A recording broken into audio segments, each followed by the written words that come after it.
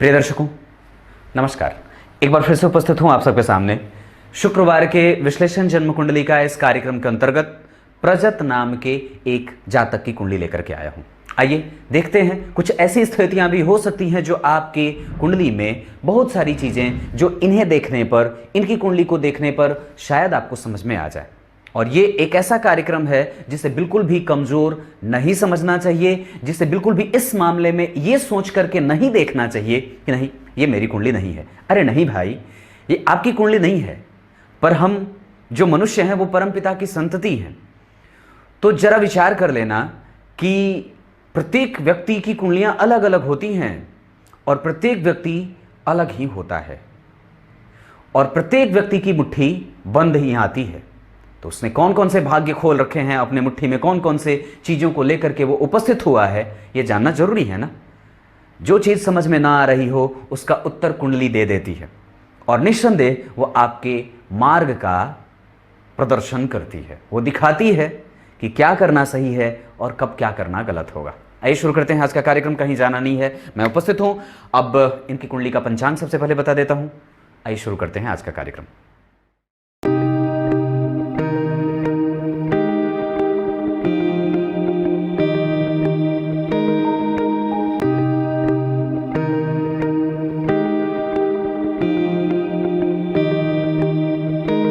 विक्रम संवत 2046, शक संवत 1912। जिस संवत्सर में इनका जन्म हुआ है उस संवत्सर का नाम शुभानु संवत्सर है। और ये जो संवत्सर होता है, इनका जन्म है अगस्त में, 18 अगस्त 1990। इस आधार पर इनकी कुंडली जो बनती है वो एक तो दक्षिणायन में बनती है और शुभानु संवत्सर में बनती है। अब शुभानु संवत्सर में जन्मा होता है तो व्यक्ति आरोग्य का मालिक होता है, व्यक्ति का स्वास्थ्य कभी परेशान नहीं होता है, मजबूत इच्छा शक्ति का दृढ़ संपन्न होता है। शुभानु संवत्सर ऐसे भी 60 तरीके के संवत्सर में ऐसा संवत्सर होता है जो रोग से मुक्ति का कारक माना जाता है। वर्ष भर रोग की कमजोरी रहती है। अब आगे बढ़ता हूं तो जन्म कुंडली में इनका जन्म पंचांग में दक्षिणायन में हुआ है। अब दक्षिणायन का प्रभाव क्या है? अगर आपका जन्म दक्षिणायन में हुआ है तो पता करिए कि दक्षिणायन में जितने भी लोग जन्मे होते हैं उनकी कुंडली में पापक ग्रहों की अधिकता हो जाती है, पापक ग्रहों का प्रभाव बढ़ जाता है। अधिकता का मतलब नहीं, पापक ग्रहों का प्रभाव, शनि मंगल राहु केतु का प्रभाव बढ़ जाता है। अब वो अपने प्रभावों को विस्तार से देने वाले और तीव्रता से युक्त होकर के देने वाले होते हैं। क्लियर है? वर्षा ऋतु में जन्मे होने के कारण व्यक्ति का प्रभाव दिमाग में बड़ी तीव्र होता है, वो तुरंत विचारों को बदलने वाला होता है। निर्णय लेने की क्षमता कभी कभी प्रभावित सी होती है। वर्षा ऋतु में जन्मे होने के कारण दिमाग के विचारोत्पादक क्षमता बड़ी तीव्र होती है और कंठाग्र करने के लिए व्यक्ति हमेशा ही प्रयासरत रहता है। कृष्ण पक्ष की त्रयोदशी तिथि, अब ये जो तिथि है इसके आधार पर चंद्रमा आपकी कुंडली में पापक बन जाते हैं, क्योंकि उनके राह में अब रोशनी कम होने वाली है, अंधेरा ज्यादा। यात्रा के दौरान अगर रोशनी न रहे तो भटकने का खतरा होता है, और यात्रा के दौरान अगर रोशनी न रहे तो व्यक्ति के गिरने और संभलने के चांसेस कई गुना कम और बेसी हो जाती है। मतलब है ये कहने का कि कृष्ण पक्ष में जन्मे हैं तो व्यक्ति कभी कभी उठपटांग बोलेगा, जल्दी क्रोध में आ जाएगा, उग्र है, व्यग्र है, चिंता से ग्रसित है, और जो पैसे आने की स्थितियां होती हैं धन के मामले में ये उठता बढ़ता रहता है, कम और ज्यादा की स्थितियों में आता रहता है।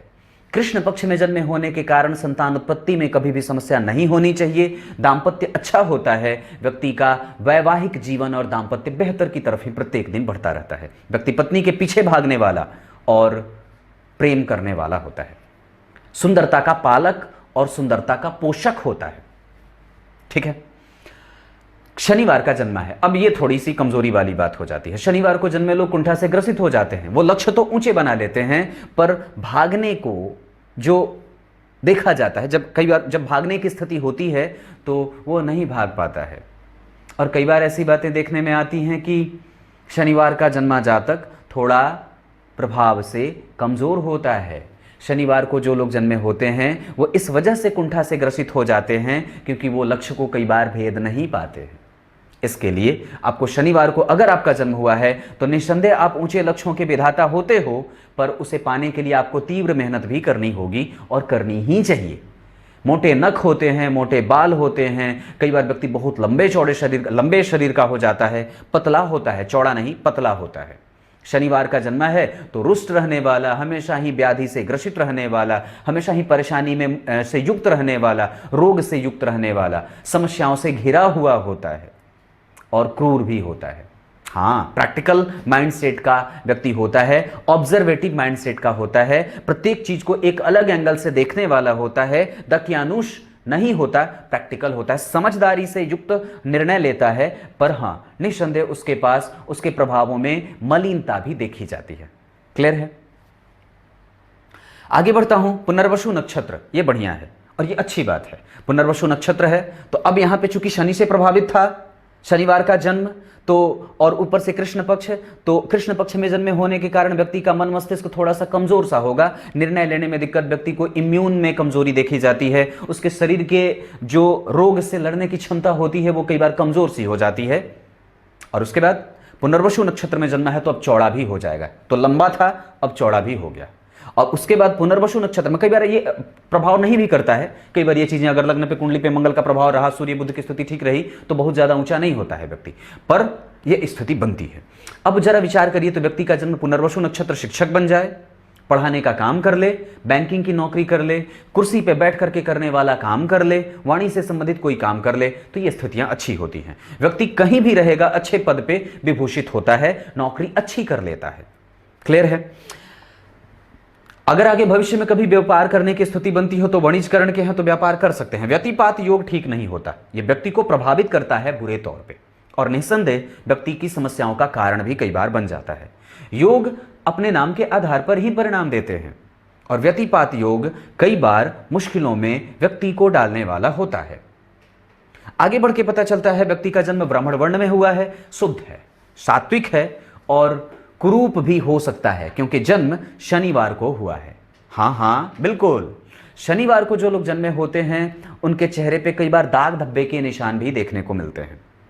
नीले नेत्र को रखने वाले, नीले शरीर को धारण करने वाले होते हैं, मंद गति से चलने वाले, जल्दी जल्दी नहीं चलते, धीरे धीरे आसानी से चलने वाले होते हैं और हमेशा ही छोटी छोटी बातों पे परख और पारखीय दृष्टि रखने वाले होते हैं।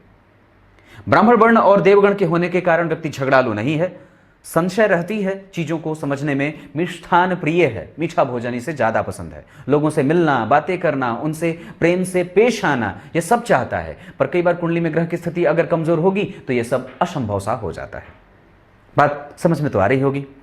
अब इसके बाद इनकी कुंडली में नक्षत्र पे चर्चा कर देता हूं, नक्षत्र कैसा है। अब इनकी कुंडली में सबसे पहले चर्चा, अब पंचांग तो बता दी, अब नक्षत्र पे चर्चा कर लेता हूं। ध्यान से समझिएगा, बड़ा पास आकर के बैठिए मेरे और इस चीज को समझने का प्रयास करिए। व्यक्ति का जन्म पुनर्वसु नक्षत्र में हुआ है। पुनर्वसु नक्षत्र और पुष्य नक्षत्र ये बड़े अच्छे नक्षत्र होते हैं। पुष्य नक्षत्र जहां नक्षत्रों का राजा और अधिपति कहा जाता है, वहीं पे अगर देवगुरु बृहस्पति जिसके नक्षत्र के अधिपति होते हों वो तो साक्षात ब्रह्म ही हो जाता है। और एक बात बताता हूं, बीच में रोक करके आपको एक बात पूछता हूं, जरा बताना मुझे, जिसने आपको जन्म दिया है आपने उसके कई बार निकट से जा करके उसे अपने होने का एहसास दिलाया है, और पिछली बार आपने ये कब काम किया था? और कई बार मैं उन लोगों से भी यह बात पूछना चाहता हूं जो आपके माता पिता से, ये सवाल मेरा होगा कि आपने अपने माता पिता होने का कई बार संपूर्ण कर्तव्य निभाया है। बचपन में तो कर ही लेते हैं, हमेशा ही करते हैं, पर कई बार हम उसके इच्छाओं की पूर्ति के लिए नहीं खड़े होते हैं और कई बार हम अपने बच्चों के पसंद नापसंद पे प्रश्न चिन्ह लगा देते हैं। यह भी बात है, सामंजस्य जरूरी है क्योंकि आगे बढ़ने का मतलब यही होता है। मैं था विषय पे आ जाऊं। हां, यहां चंद्रमा बैठे हैं, पुनर्वसु नक्षत्र गुरु का नक्षत्र, गुरु के साथ। अब यहीं से मैं विश्लेषण भी शुरू करूंगा। अब सबसे पहले अगर मैं देखूं तो चंद्रमा के स्थितियों के बारे में, चंद्रमा स्वग्रही हैं, नक्षत्र का बल मिलेगा उसे क्योंकि वो उस राशि के अधिपति के में जो जहां बैठे हैं चंद्रमा, वो उनकी खुद की राशि है। मतलब नक्षत्र जिसने धारण किया है चंद्रमा ने गुरु का उस राशि का अधिपति या नक्षत्र का अधिपति वहीं बैठा है, राशि का अधिपति नहीं, राशि का अधिपति चंद्रमा वहीं बैठे तो ये बलवान हो गए, बली हो गए, अच्छे हो गए। और अपने नक्षत्र में जो बैठे हैं, जिस नक्षत्र में, वो पुनर्वसु नक्षत्र का अधिपति देवगुरु बृहस्पति वहीं बैठे हैं उच्च के होकर के। मतलब व्यक्ति के जीवन में धर्म का भाव मजबूत होते देखा जा रहा है और व्यक्ति खर्चीला है और शांत स्वभाव को धारण करने वाला भी है। पर अगर जो क्रोध में आया तो फिर भूकंप आने के संभावना में भी वृद्धि हो जाती है। पुनर्वसु नक्षत्र में जन्मा है तो बुद्धिमान है, यशस्विता का भाव भी है, व्यक्ति विशाल है, शारीरिक संरचना बड़ी मजबूत होती है और गुरु से प्रभावित होने के कारण व्यक्ति भद्र है, देखने में सुंदर और दिव्य विशाल ललाट औरा होता है, व्यक्ति का संपूर्ण शरीर कांति युक्त होता है। और ऐसी स्थिति में कि देवगुरु बृहस्पति से जन्मा है, देवगुरु बृहस्पति से प्रेरित नक्षत्र में जन्मा है, तो व्यक्ति दूसरों की सहायता करने के लिए, समाज के लिए जीने वाला, लोगों पे आधिपत्य स्वीकार करने वाला, लोगों को अपने प्रभाव में रखने वाला, अपने आदेश का पालन कराने वाला और हमेशा ही लोगों की सहायता करने के लिए तत्पर होता है। देवगुरु बृहस्पति के नक्षत्र में है तो कांति युक्त तो है ही, साथ ही साथ व्यक्ति को कई बार बहुत ज्यादा तरीके से पेट के रोग से युक्त होने की स्थितियां भी कई बार कमजोर हो जाती हैं, कई बार उसके पेट से संबंधित समस्याएं बनने को देखी जाती हैं। और ऐसी स्थितियां में हो सकती हैं, ऐसी स्थितियों में कि व्यक्ति को कई बार पेट के रोग से युक्त होने की जीवन भर ये बात बनी रहती है कि उसको पेट का कोई ना कोई बीमारी बना रहे। क्लियर है? देवगुरु बृहस्पति की जो नक्षत्र की स्थिति होती है वहां पे व्यक्ति ऑब्जर्वेटिव होता है, क्योंकि ये पुनर्वसु नक्षत्र ऐसी स्थिति में कि अब ये देख लेने की आवश्यकता है कि वो किस भाव में चंद्रमा बैठे हैं। धर्म का भाव है, कर्म का भाव है, अध्यात्म का भाव है और उसके बाद स्वास्थ्य का क्षेत्र बन रहा है कि प्रेम का क्षेत्र बन रहा है कि लग्न में ही चंद्रमा बैठे हैं। ये अब निर्भर करेगा इस बात पे। नक्षत्र का तो प्रभाव व्यक्ति पे पड़ेगा, पर इस बात पे भी उसके प्रभाव को देखने की स्थिति बनती है कि वो किस भाव में चंद्रमा बैठे। ये चंद्रमा का अपना फल होगा कि वो किस भाव में गुरु के नक्षत्र में बैठे हैं। और दूसरी बात, व्यक्ति बुद्धिमान, विद्वान और पढ़ने में युक्त होता है, पढ़ने से बुद्ध होता है, मजबूत से, बुद्धि से मजबूत होता है और श्रेष्ठ स्थितियों में जाने वाला होता है। मतलब ये कमजोर नहीं है, धार्मिक है, सांस्कृतिक है, संस्कारों का पोषक है, संस्कारों की रक्षा करने वाला है, धर्म और अध्यात्म में उसकी पुनरावृत्ति बनी रहती है और हमेशा ही लोगों की सुरक्षा करने को तत्पर होता है।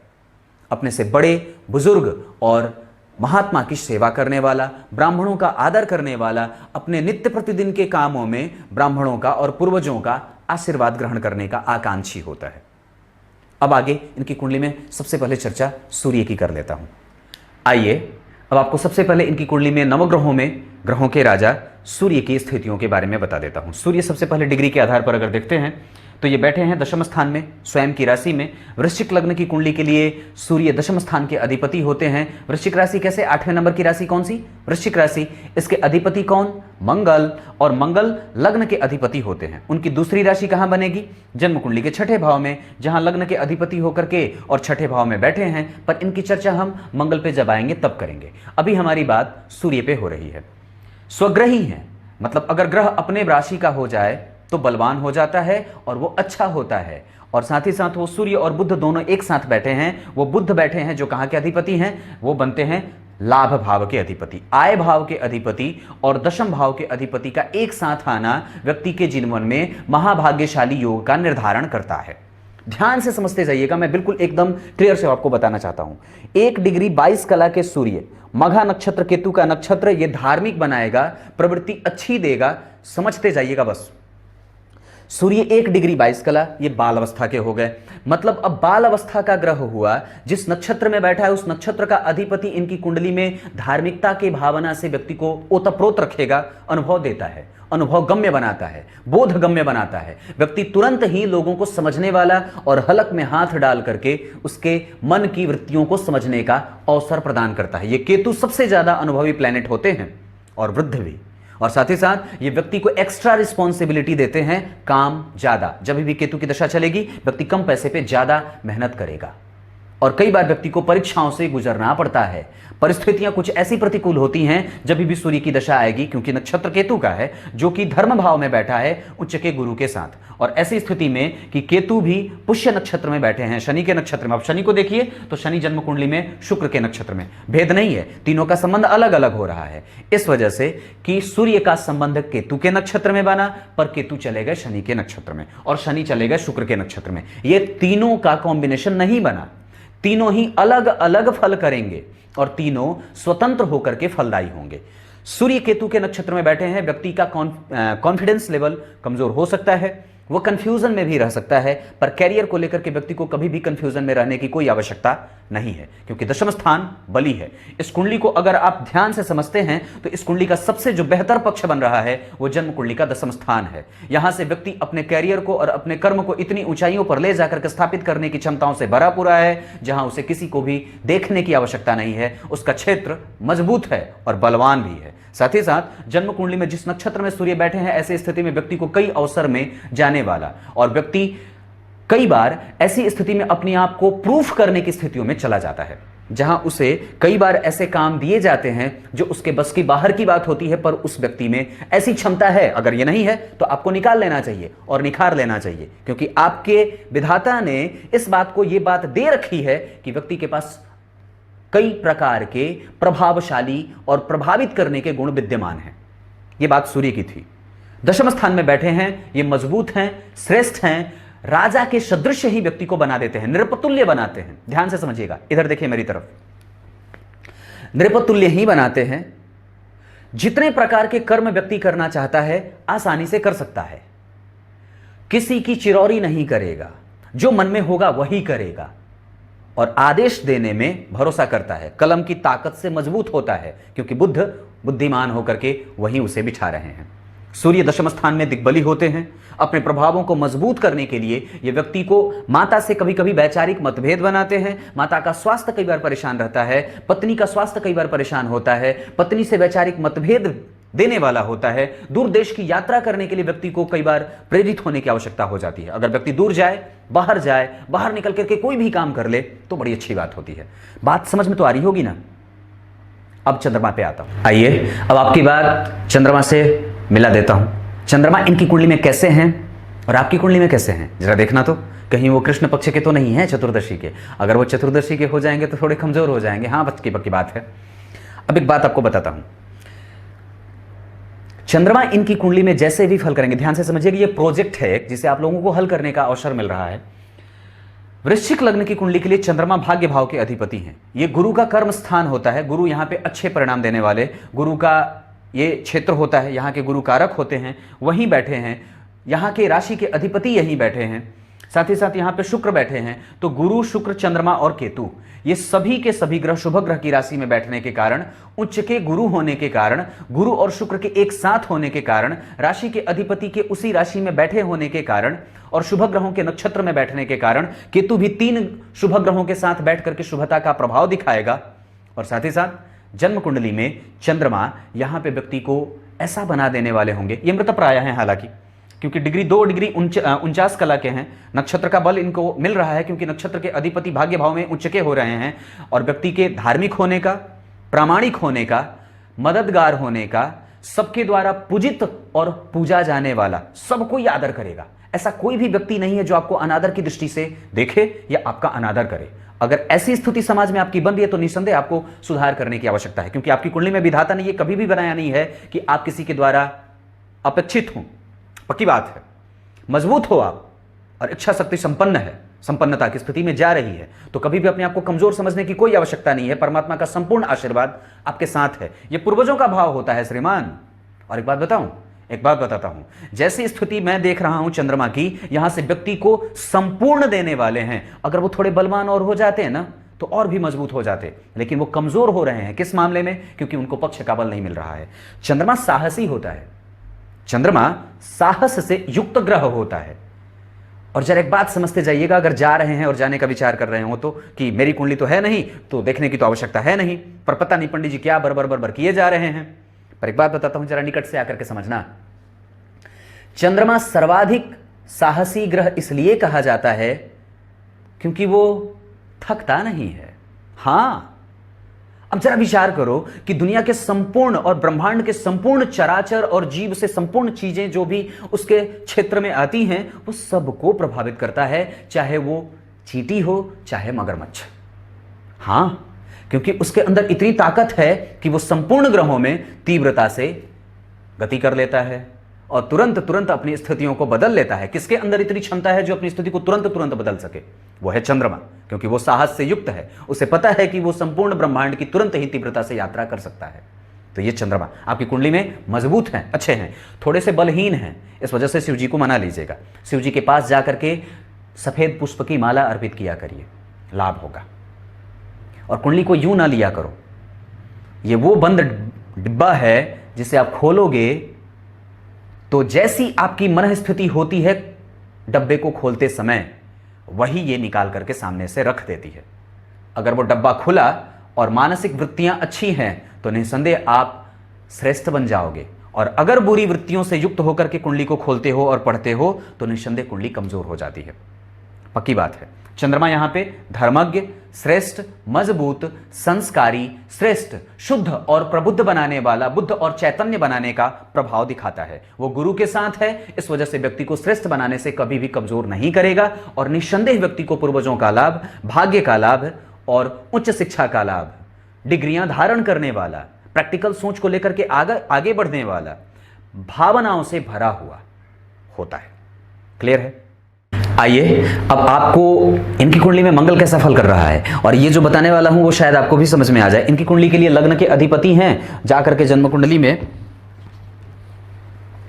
लग्न के अधिपति हैं और जाकर के जन्म कुंडली में छठे भाव में अपने ही राशि के बैठे हैं। अब एक बात जो बिल्कुल सत्य सिद्ध होगी, एकदम पक्की बात कहता हूं, अगर जो ना हो तो बात कह देना। फिर व्यक्ति का कोई भी काम एक बार में नहीं बनता। आप लोगों को प्राय एक बात बताऊं, ये आप लोग सिर्फ इतनी बात जानते हो कि शनि है लग्न में तो सब काम लेट से होगा। अरे नहीं भाई, ऐसा नहीं है, ऐसा नहीं है। मैं उसे ऐसे कई कुंडलियों पर सिद्ध करके आपको आने वाले दिनों में दिखाने वाला हूं कि शनि मजबूत हैं और बेहतरीन परिणाम देते हैं। वो लेट के कारक होते हैं निस्संदेह, पर वो कोई जरूरी नहीं है कि प्रत्येक कुंडली में लेट कराते हो, ऐसा नहीं है। लग्न अगर मजबूत रहा तो कई बार वो अपने प्रभावों को बहुत अच्छे तरीके से देने वाले हो जाते हैं शनि, और उनका प्रभाव क्षीण हो जाता है।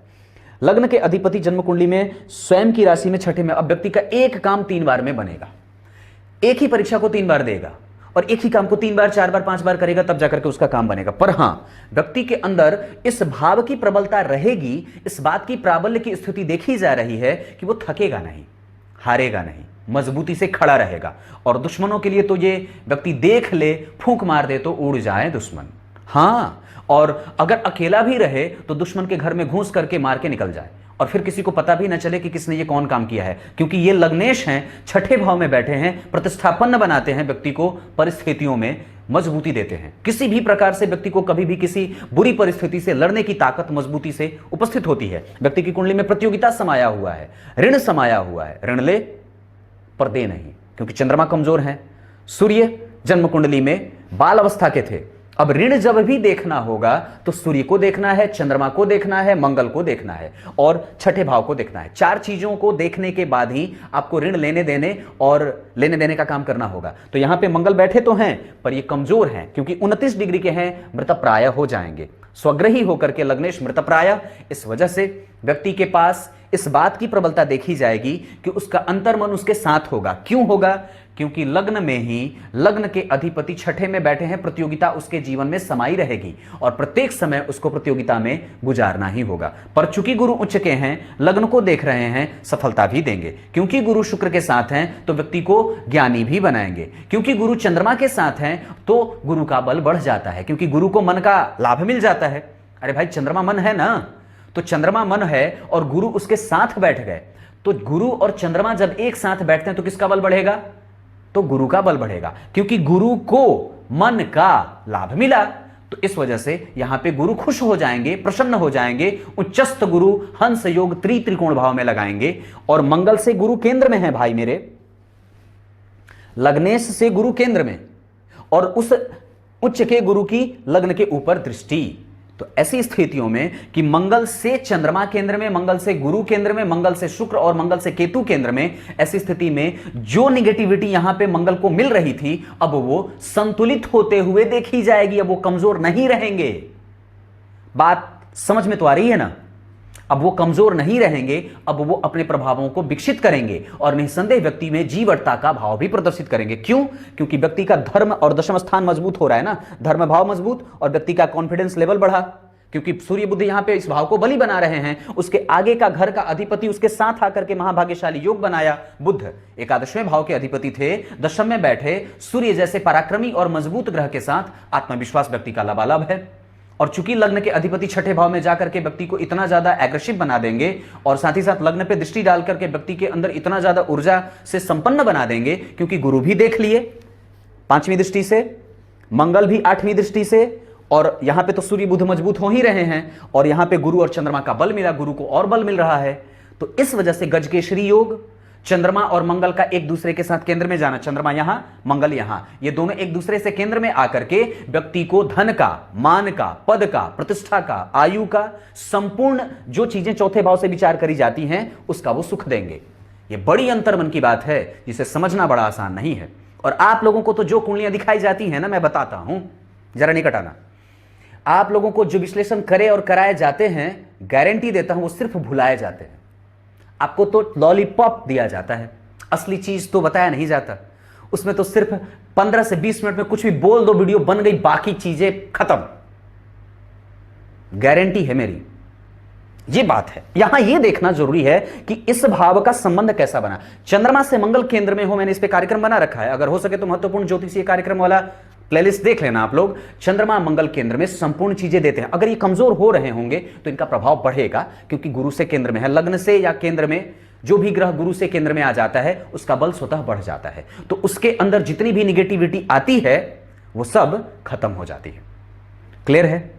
अब आइए इनकी कुंडली में बुध पे चर्चा कर लेता हूं। बुध इनकी कुंडली के लिए, वृश्चिक लग्न की कुंडली के लिए लाभ के अधिपति और उनकी दूसरी राशि जन्म कुंडली के अष्टम स्थान में बन रही है, यानी कि इस कुंडली के लिए वो दो अच्छे भावों के अधिपति नहीं होते हैं। क्लियर है? इस कुंडली में सबसे अच्छे भाव के अधिपति कौन? सूर्य अच्छे हुए, चंद्रमा अच्छे हुए, देवगुरु बृहस्पति हुए, शुक्र खराब भाव के अधिपति हैं, सप्तम और 12वें के। बुध भी बहुत अच्छे भाव के अधिपति नहीं बनते हैं। शनि इनकी कुंडली के लिए अच्छे नहीं होंगे, क्योंकि वो चतुर्थ और तृतीय भाव के अधिपति होते हैं। तो चतुर्थ के बने पर तृतीय के भी बन गए, इस वजह से, और लग्नेश के शत्रु होते हैं, इस वजह से वो कारक वगैरह के सीमा से बाहर है।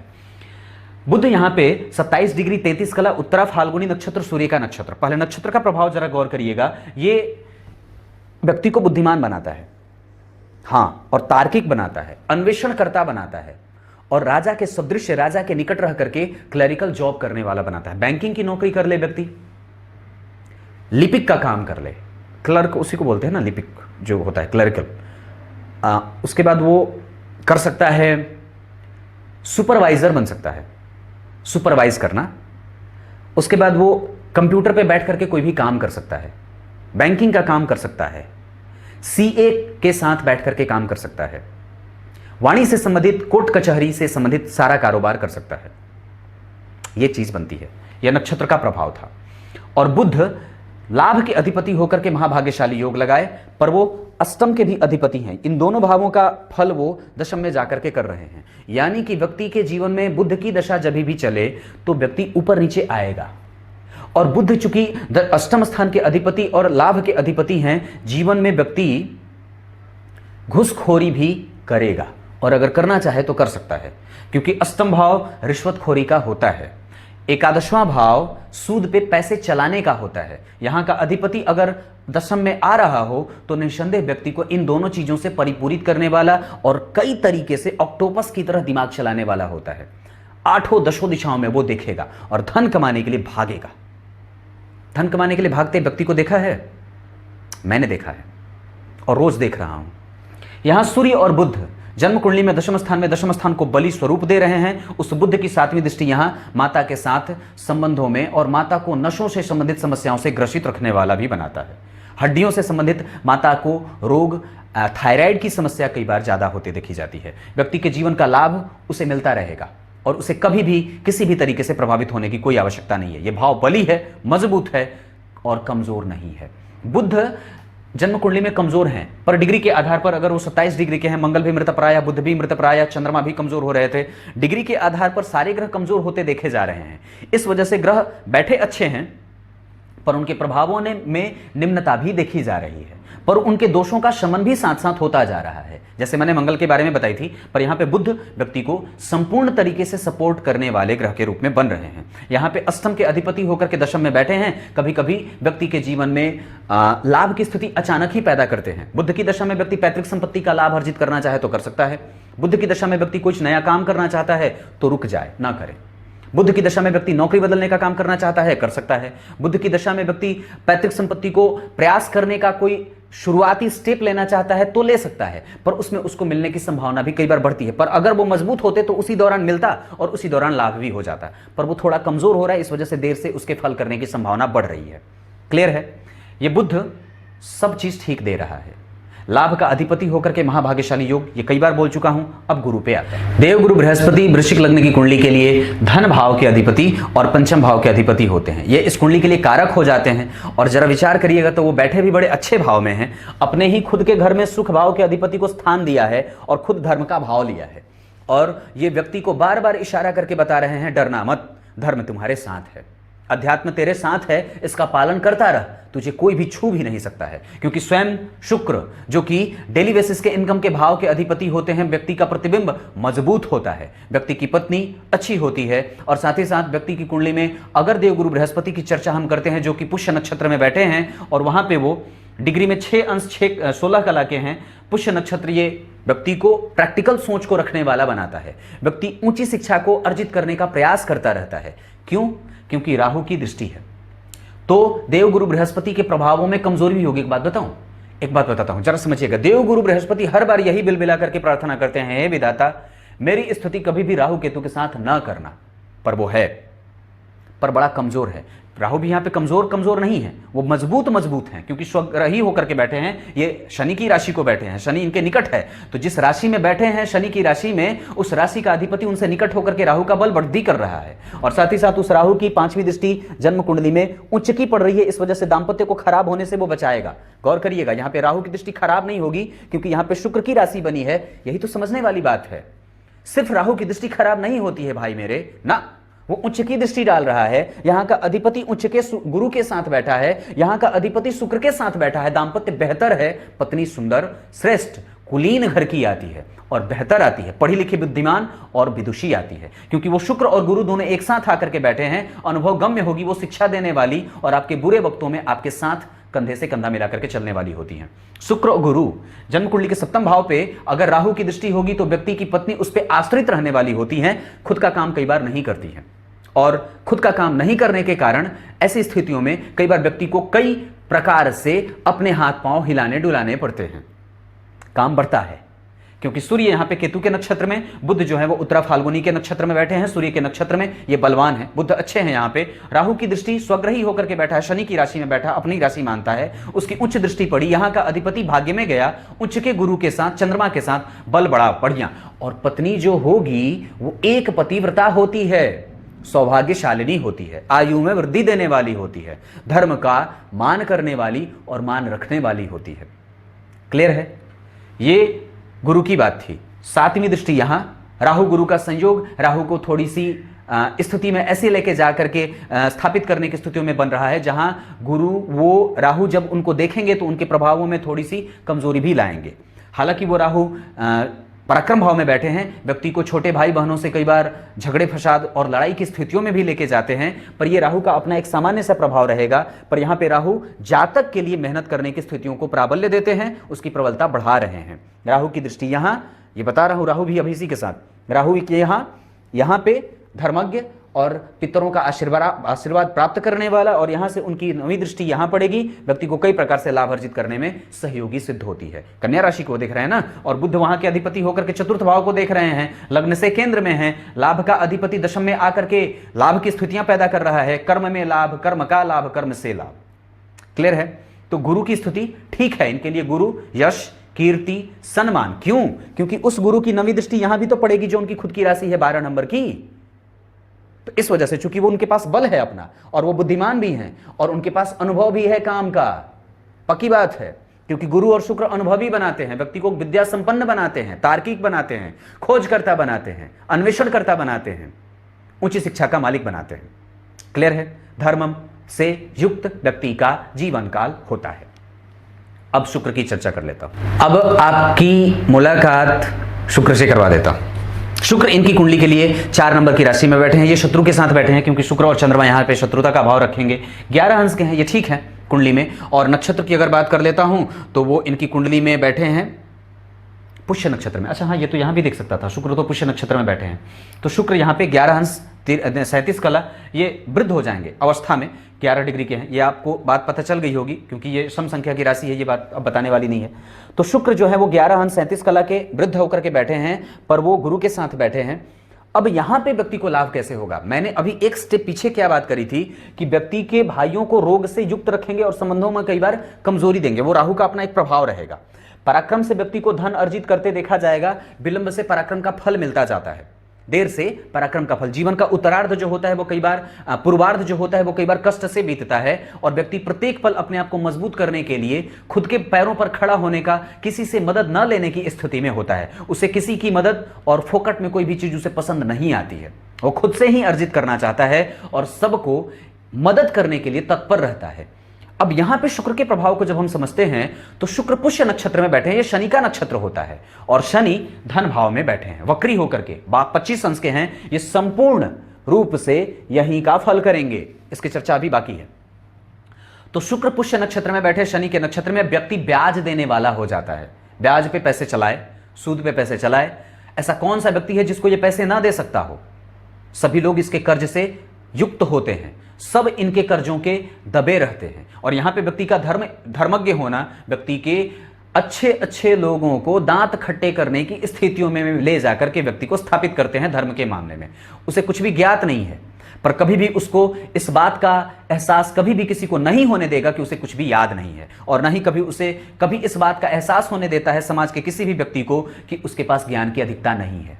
व्यक्ति के पास उसका आत्मविश्वास मजबूती से सूर्य बन करके खड़ा है।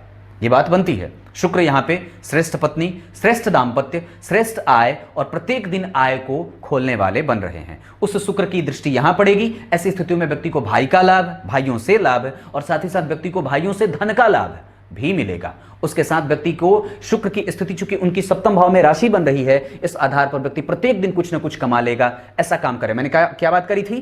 वणिजकरण में व्यक्ति का जन्म हुआ है, दक्षिणायन में हुआ है, तो शुभ ग्रहों का प्रभाव कमजोर भी होगा। और चूंकि यहां पे वो सप्तम भाव के अधिपति होकर के भाग्य भाव में बैठे हैं, ये एक अच्छी स्थिति को दाम्पत्य के मामले में दिखा रहे हैं। अगर व्यक्ति की कुंडली में या जीवन में कोई ऐसी जाति का आए जो कर्क राशि या कर्क लग्न की हो, मीन लग्न या मीन राशि की हो, तो विवाह किया जा सकता है। हाँ, और निस्संदेह व्यक्ति पश्चिम दिशा की तरफ जाकर के विवाह कर सकता है। उसकी कुंडली में यह स्थिति बन रही है। शुक्र बेहतर हैं और आनंद देने वाले हैं। थोड़े कमजोर तो हैं डिग्री में, इस वजह से कई बार भौतिकीय सुख के लिए भटकना भी पड़ता है और मेहनत ज्यादा करनी पड़ती है। ये स्थिति बन रही है। हालांकि शनि की दृष्टि जो है वो चतुर्थ स्थान पे है। व्यक्ति के पास धन, पद, प्रतिष्ठा, भौतिकता का लाभ, वो जितना भी फ्रिज, कूलर, टीवी वगैरह जितना भी होता है वो सब मिल जाता है। जमीन जायदाद, गाड़ी वगैरह सब मिल जाता है। वो आसान है, उसके लिए भटकने की कोई आवश्यकता नहीं है। पर हाँ, मेहनत तो करनी होगी क्योंकि पराक्रमेश पीछे जा रहे हैं, अपने भाव का व्यय कर रहे हैं। पराक्रम से धन तो है, पर शुक्र चूंकि अवस्था में कमजोर हैं और वो थोड़े से कमजोर होने के कारण उसमें थोड़ी सी देर से, विलंब से मिलने की स्थितियों में भी लेके जाते हैं। ये बात समझ में आ गई होगी। अब चर्चा यहां से, ये ठीक है भाव, दाम्पत्य को लेकर के कभी भी परेशान मत होइएगा। आपके पास धन की कमजोरी नहीं है, ये बात क्लियर बोल रहा हूं। अब व्यक्ति की कुंडली में शनि पे आता हूं। शनि इनकी कुंडली के लिए अच्छे नहीं होते। ऐसा नहीं है कि वो अच्छे नहीं होंगे, वो दो अच्छे भावों के अधिपति नहीं हैं, पर वो बैठे अच्छे भाव में हैं। इसका लाभ क्या होगा बताऊं? इसके शनि जी के यहां पे बैठने का प्रभाव व्यक्ति को मुट्ठी बंद बनाता है, कम बोलेगा। उसका दूसरा प्रभाव कि जन्म कुंडली में लग्न में शनि, अगर द्वितीय भाव में शनि बैठ जाए तो व्यक्ति को मितभाषी बनाते हैं, निर्णायक बनाते हैं। ये बुध भी यहां से कम बोलने वाला बनाते हैं। सूर्य के साथ बैठे हैं तो उसको कंट्रोल कर देता है। सूर्य बैलेंस करने के कारक होते हैं। अब जरा विचार करिए तो शुक्र बैठे हैं शनि के नक्षत्र में और शनि बैठे हैं शुक्र के नक्षत्र में, और ये दोनों मित्र भी होते हैं। यानी कि शुक्र और शनि का नक्षत्र परिवर्तन व्यक्ति की कुंडली को सभी प्रकार से मजबूती देने वाला और धन को सही दिशा में खर्च करने वाला बनाता है। यह शनि इनको अनुभवगम्य बनाता है। 25 डिग्री का है, यह संपूर्ण यहीं का फल करेगा। पर चलित कुंडली को अब यहीं पे देखना होगा मुझे कि चलित कुंडली में कोई स्थिति ऐसी बन रही है जिसके कारण यहाँ पे शनि बिल्कुल निसंदेह 25 अंश के हैं। अब ये यहाँ के अधिपति होकर के यहाँ का फल नहीं करके वापस यहीं का फल कर रहे हैं, यानी कि शनि और राहु दोनों यहीं बैठे हैं, छोटे भाई बहनों से झगड़े फसाद और उनके साथ कभी कभी टालम टोल वाली स्थितियों में लेके जाएंगे। पर चूंकि 3 से 4 शुभ ग्रहों का असर होगा तो उसमें व्यक्ति को जीत ही होगी, हारने की आवश्यकता नहीं है। क्लियर है? मंगल यहीं बैठे हैं, यहाँ के अधिपति होकर के वो सप्तम में जा रहे हैं, यानी कि ये भी ठीक होगा। लग्न का अधिपति फिर अगर सप्तम का फल करेगा तो व्यक्ति के आय के स्रोत को खोलेगा और मांगलिक का भी प्रभाव देगा, व्यक्ति के अंदर प्रबलता भी रहेगी, क्रोध की स्थिति भी बनती रहेगी। क्लियर है?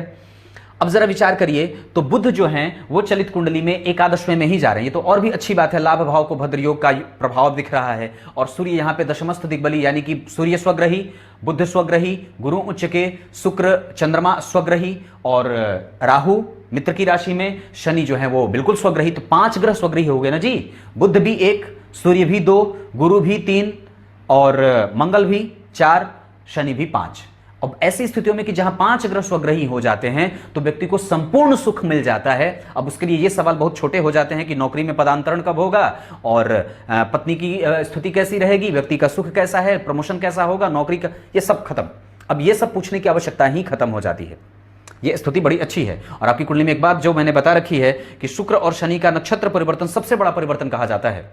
नक्षत्र परिवर्तन सबसे बड़ा परिवर्तन होता है, वो राशि के परिवर्तन से भी ज्यादा प्रभावकारी होता है, क्योंकि यहां पे दोनों मित्र भी हैं और दोनों बैठे भी अच्छे भाव में हैं, भाग्य और धन का योग हो रहा है, इन दोनों का संबंध बन रहा है। जन्म कुंडली में शनि 9 नंबर की राशि में व्यक्ति को धार्मिक भी बनाएंगे और साथ ही साथ व्यक्ति को पूर्वजों का आशीर्वाद प्राप्त करने वाला, मितभाषी, कम बोलने वाला, निर्णय सुनाने वाला, धन को सही तरीके से खर्च करने वाला बनाते हैं। उस शनि की तीसरी दृष्टि यहां पड़ेगी, व्यक्ति को संपूर्ण लाभ देने की स्थिति में। अपने पैसे के बारे में कभी किसी से कोई चर्चा ना करिएगा कि आपके पास बैलेंस और कितना स्टेट बचा हुआ है। हाँ, और पैसे हमेशा कभी भी एक जगह पे मत खर्च करिएगा, क्योंकि मंगल छठे भाव में भी बैठे हैं, उसका भी प्रभाव है। मंगल कमजोर हैं, सूर्य कमजोर थे, चंद्रमा कमजोर थे, बुध कमजोर था, गुरु भी कमजोर थे। इस वजह से ये बात, गुरु कमजोर नहीं थे, गुरु ठीक थे, तो ये स्थिति बन रही है। अब जरा विचार करिए तो यहीं पे मैं आपको शनि की 7वीं दृष्टि यहां पड़ रही है, आयु है, क्योंकि बुध यहां के अधिपति होकर के अष्टम भाव के अधिपति, व्यक्ति जब तक जिएगा तब तक काम करेगा, क्योंकि अष्टमेश व्यक्ति को बूढ़ा होने ही नहीं देंगे। वो आयु भाव का कारक या आयु का जो कारक ग्रह है वो शनि 7वीं दृष्टि से अष्टम स्थान को देख रहे हैं और उनकी 10वीं दृष्टि जो है वो जन्म कुंडली के लाभ पे, यानी कि यहां पे जो स्थिति दिख रही है, यहां पे यहां के अधिपति पहले से ही यहां बैठे हैं चलित कुंडली में और ऊपर से शनि भी देख लिए जो कि उनके मित्र हैं। लाभ की स्थिति अच्छी है, व्यक्ति सूद पे पैसे चला सकता है, रिश्वतखोरी का काम कर सकता है, कई जगहों से धन कमा सकता है, कई जगहों से। एक नौकरी कर रहा है तो अपना व्यवसाय भी कर सकता है। ये स्थितियां बन रही हैं और कुंडली कमजोर बिल्कुल भी नहीं है, इस भुलावे में न रहना है। अंतिम में कुछ स्टेटमेंट दूंगा मैं जो आपको समझने के लिए काफी होंगे। ये बात शनि की थी। राहु केतु की चर्चा कर दूं। राहु यहां पे चंद्रमा के नक्षत्र में बैठे हैं, चंद्रमा के कारण और चंद्रमा के नक्षत्र में और चंद्रमा से दृष्ट होने के कारण व्यक्ति का मन परेशान रहेगा, क्योंकि चंद्रमा पहले से ही कमजोर दिख रहा है, वो कृष्ण पक्ष के चतुर्दशी का है ना। और वैसे भी एक बात जरा बता दूं तो जरा विचार करिएगा, द्वितीय भाव का जो शनि होता है व्यक्ति को असंतोषी बना देता है। द्वितीय भाव का जो शनि होता है व्यक्ति को धन से युक्त बनाता है, पर व्यक्ति कभी भी, शनिवार का जन्म है, मैंने शुरू में बात कही थी ना कि शनिवार को जन्मे लोग कुंठित होते हैं, शनिवार को जन्मे लोग क्षुधा पूर्ति उनकी होती ही नहीं है, मरण शैया पे लेटे रहेंगे, फिर भी पूछोगे क्या इच्छा है तो बोलेंगे अभी ये काम बाकी है। अरे भाई, इनकी तो इच्छा ही कभी खत्म ना हो। तो ये शनि के कारण ऐसी स्थितियां बनती हैं। व्यक्ति पट्ट से बोल देगा और सोचेगा नहीं कि निर्णय सुना दिया है। तो मैंने वो कविता लिखी थी ना, पत्नी घर में प्रेम की प्यासी, निर्णय सुनाते चले गए, ये बात बनती है। राहु की स्थिति है, यहां के लिए ठीक है, यहां के लिए भी ठीक है, यहां के लिए भी ठीक है। ये राहु कमजोर नहीं है और नहीं आपकी कुंडली के लिए खराब है। एक बात और कहता हूं, इनकी कुंडली में जो स्थिति मैं देख रहा हूं उसके आधार पर अब यहां पे कौन सी महादशा कैसी जाएगी, इसको कई तरीके से देखा जाता है, जिसमें से आज बताऊंगा नहीं, पर बता देता हूं कौन सी दशा अच्छी जाएगी और कौन सी बुरी। सूर्य सामान्य पर अच्छी जाएगी, जो भी सामान्य जाएगी वो बेहतर जाएगी, मतलब निगेटिव नहीं, पॉजिटिविटी में सामान्यतया वो उनको बेहतर करते देखा जाएगा। चंद्रमा की दशा कमजोर जाएगी, धर्म के मार्ग पे व्यक्ति को उस समय रहना चाहिए, मानसिक असंतुलन से बचना चाहिए। मंगल की दशा मेहनत ज्यादा करवाएगी। बुध की दशा भी व्यक्ति के वाणी के लाभ को कमजोर करेगी, व्यक्ति बार बार एक ही गलती करेगा और बार बार गलत निर्णयों में फंसेगा। गुरु अनुभवी हैं, इस वजह से वो थोड़े अच्छे परिणाम देंगे। शुक्र थोड़े कमजोर हो रहे हैं पर वो ठीक होंगे। राहु और केतु इनकी कुंडली के लिए बहुत अच्छे परिणाम देंगे, क्योंकि वो बैठा है यहाँ और उस राशि के अधिपति के साथ बैठा है, केंद्र पे उसकी दृष्टि है। जिस भाव के अधिपति, जिस भाव को देख रहा है उस भाव के अधिपति के भी ऊपर उसकी दृष्टि है। इस वजह से व्यक्ति को कभी भी धन से समस्या नहीं होती है। अब एक बात आगे और बढ़ा देता हूं। इनकी कुंडली में अभी बुध की दशा चल रही है। बुध होते हैं अष्टम और लाभ के अधिपति, और वो जन्म कुंडली में सूर्य के साथ अपने आप को बलवान बना रहे हैं। अभी काम जो कर रहे हैं चुपचाप उसको करते रहिए। बहुत ज्यादा छटपटाने की आवश्यकता नहीं है और न ही बदलने की आवश्यकता है। अभी बुध में राहु चल रहे हैं, निर्णय गलत हो सकता है क्योंकि बुध और राहु का संबंध ठीक नहीं है। इस वजह से बुध और राहु की दशा में व्यक्ति अगर इन दोनों का संबंध होता तो निस्संदेह कुछ अच्छा कर सकता था, पर अभी नहीं। 2022 का चौथा महीना कुछ बड़ा अगर करना होगा कर सकते हैं। विवाह की स्थिति, गुरु की दशा आ रही है 2022 के चौथे महीने में, कर सकते हैं। विवाह अभी आपका हुआ नहीं है पर कोई बात नहीं, अभी उम्र है आपके पास। 2022 के चौथे महीने में देवगुरु बृहस्पति की पूजा करने के लिए आपको शिव जी के मंदिर में भी जाना चाहिए और चले आना चाहिए। उनको प्रत्येक रविवार को सफेद पुष्प की माला मैंने कही है, उनको प्रत्येक दिन किसी देव मंदिर का प्रतिमा का दर्शन कर लेना चाहिए और किसी देव प्रतिमा का प्रत्येक दिन आभास प्राप्त कर लेना चाहिए। आपकी कुंडली के लिए सबसे अच्छी जो स्थिति है वो अब बता देता हूं। इस कुंडली के लिए सबसे अच्छी बात सूर्य और बुध का यहां बैठना, ये पहले नंबर की बात है। इस कुंडली की दूसरी सबसे अच्छी बात चतुर्ग्रही योग जन्म कुंडली के भाग्य भाव में बनना, ये सबसे अच्छी बात है, सबसे अच्छी बात, इससे भी ज्यादा। इस कुंडली की तीसरी सबसे अच्छी बात धन के मामले में शुक्र और राहु का एक साथ एक दूसरे को देखना। धन भाव में शनि का बैठना व्यक्ति के धन को सही जगह पे और सुनियोजित तरीके से खर्च कराएगा, पर धनहीनता की स्थिति में भी लेके जाता है। ऐसा इसलिए क्योंकि मंगल और शनि का संबंध नवम पंचम का बन रहा है। मंगल यहां पे कई बार व्यक्ति को सर्वस्व खत्म करने वाला और व्यक्ति के घर में चोरी के खतरे को भी बढ़ाते हैं। व्यक्ति को कभी कभी बारिश के मौसम में जाने से बाहर बच जाना चाहिए और व्यक्ति को कभी भी अपने घर के संपूर्ण सुरक्षा की जिम्मेदारी अच्छे तरीके से निभानी चाहिए। अपने घर के प्रत्येक महिला सदस्यों की जिम्मेदारी उसे अच्छे तरीके से निभानी चाहिए, यह बात बनती है। ये मंगल और शनि का प्रभाव, मंगल और उसका प्रभाव, ये दूसरी सबसे अच्छी बात के बाद तीसरी सबसे अच्छी बात मैंने बताई। चौथी सबसे अच्छी बात गुरु का पुष्य नक्षत्र में बैठना, ये संपूर्ण है, ये अच्छी बात है। लग्न के अधिपति का छठे में जाना खराब नहीं होगा। ये अवयोग निश्चित रूप तौर पे होता है पर वो हमेशा खराब ही नहीं होता, वो अच्छा भी होता है और निसंदेह उसके परिणाम अच्छे होते हैं। ये बात यहां तक क्लियर है, ये इनकी कुंडली की अच्छी बात थी। अब एक बार इनकी कुंडली में मैं यहीं पे क्या बताऊं, अब विशेष कल बता दूंगा, फिर कार्यक्रम बड़ा हो जाएगा बहुत ज़्यादा तो फिर दिक्कत होगी। तब तक के लिए इजाज़त दीजिए, कल एक बार फिर से उपस्थित होंगे आप सबके सामने। तब तक के लिए बहुत बहुत नमस्कार।